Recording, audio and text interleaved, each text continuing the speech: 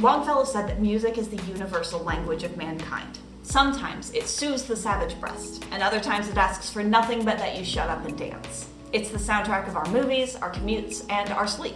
It's all around us, which makes it easy to ignore sometimes.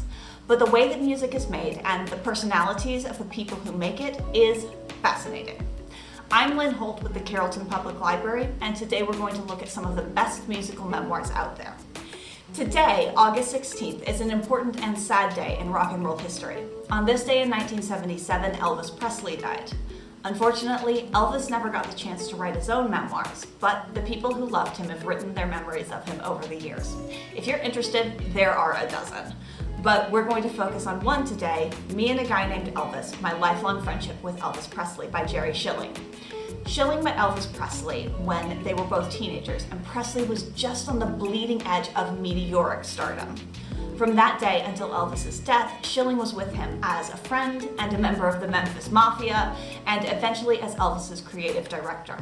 The book is intimate and loving, and while it may not have many facts that a true Elvis aficionado doesn't already know, the new perspective on old stories is heartwarming.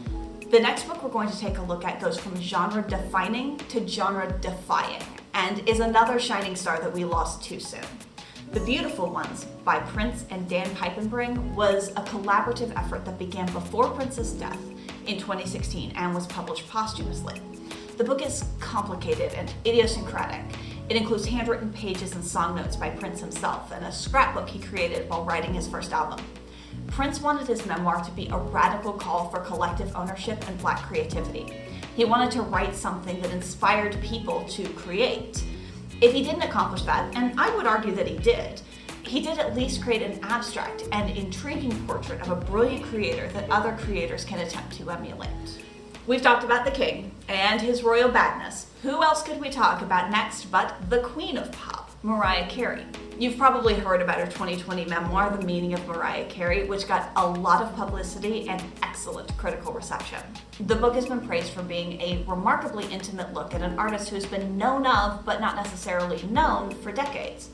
Mariah Carey is known to be something of a diva because she keeps her fans and the press at arm's length. In her memoir, however, she seems to bring the fans into her confidence about her troubled childhood and her love-hate relationship with her hair and 100 other small things that add up to one impossibly talented and beautiful star. Those are my recommendations for this week. As always, in the show notes, you can find the catalog links for the books we've talked about today, as well as some additional recommendations. And if you liked what you saw today and want to know more, you should ask your librarian.